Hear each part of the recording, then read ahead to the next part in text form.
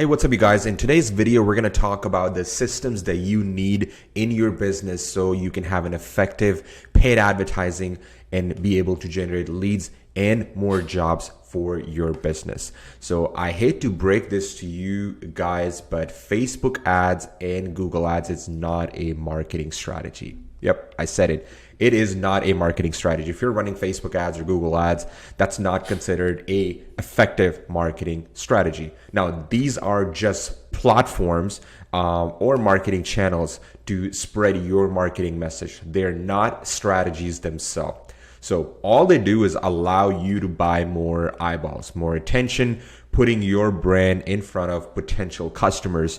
Your strategy essentially determines how you're going to use these platforms or channels to convert attention or eyeballs into actual leads, appointments, and jobs for your business. So that's exactly what this video is about. If you do not have these systems implemented in your business, well, guess what? You're going to get a lot of clicks on your ad. You're going to see a lot of attention, but nothing's going to happen. You're just going to make these platforms richer by spending thousands and thousands of dollars. So this is what most home service businesses do right now. They would generate leads from these platforms, whether it's Facebook ads or Google ads, and they just simply wait for a prospect to reach out to them. Oh, he hasn't called me or she hasn't called me as a next step. That's a very passive approach when it comes to generating leads, and you're going to honestly miss out on a lot of opportunities if you wait for the lead to call you. Number two, lack of follow-up. There's essentially, I see this happening in majority of the businesses. We work with over 309 contractors so far in the last 4 years. And almost, I would say 80-90% of the contractors that we work with, they did not have any type of follow-up system. They would follow up maybe like 2 times, 3 times through email, text, phone call, but they don't have an effective follow-up strategy in place that would continue to nurture these leads without them being involved in the process. So if they're not reaching out to the prospect, and waiting on the prospect to reach out to them, that's another common mistake a lot of contractors make. Lead nurturing. Essentially what lead nurturing is, a lot of leads are not going to be ready to buy from you right now. And that's just how it is, right? They're just in a different buying phase of the project. So these doesn't mean that they're unqualified. That doesn't mean they're bad quality lead. It just means that you need to nurture these leads more, provide them a little bit more value. And when it's the right time, they will eventually come back. So these are just your future customers. Let's put it that way.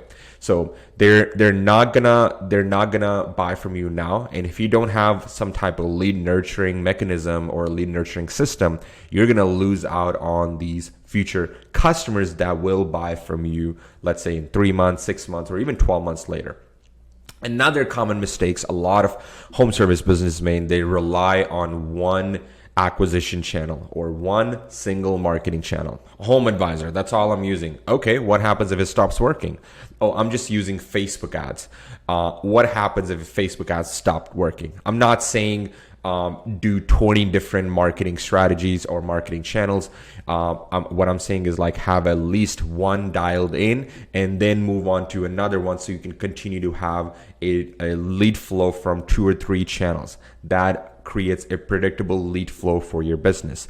That will essentially, if you do only have one marketing channel, it will limit the reach and effectiveness of your marketing efforts. So this is what you guys should be doing today in your business so you can continue to turn these leads into appointments into actual paying jobs. Be proactive. That is the number one rule. And that is the mindset that I come with. Anytime we get a lead, we want to reach out to them first. So reach out, engage, and build a relationship with them.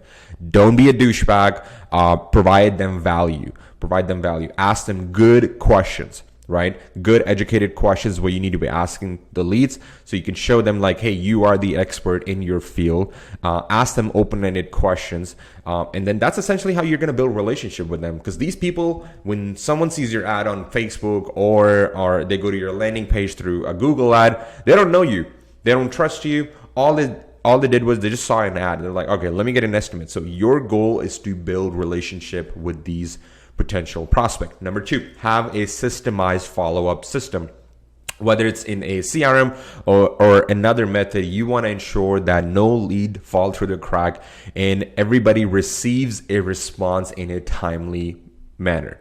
So if you don't have a follow-up system in place, you're going to miss out on a lot of opportunities. And there's going to be some leads that will just fall through the crack because you did not have a effective follow-up strategy. Lead nurturing. Like I said earlier, not every single lead will buy from you now and hand you a check. So you want to implement some type of drip sequence or a lead nurturing system to keep these leads engaged until they're ready to buy from you. Whether it's 3 months, 6 months, 12 months, it doesn't matter.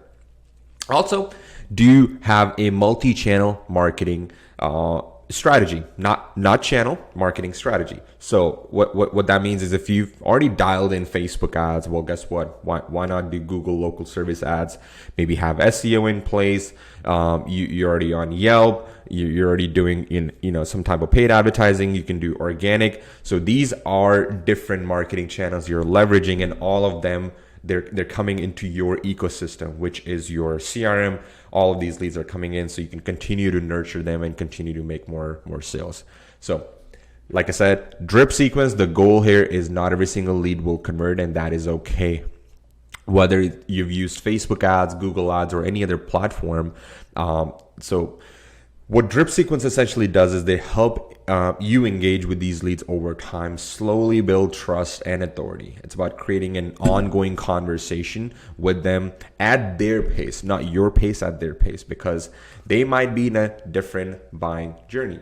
So why does drip sequences matter? It allows for multiple touch points with your leads, keeps your brand on top of their mind, helps nurture relationships with your audience at scale, right? You can't talk to every single lead all the time. So this is what the lead nurturing does for you, is they will have these meaningful conversations, whether it's through automated text or email.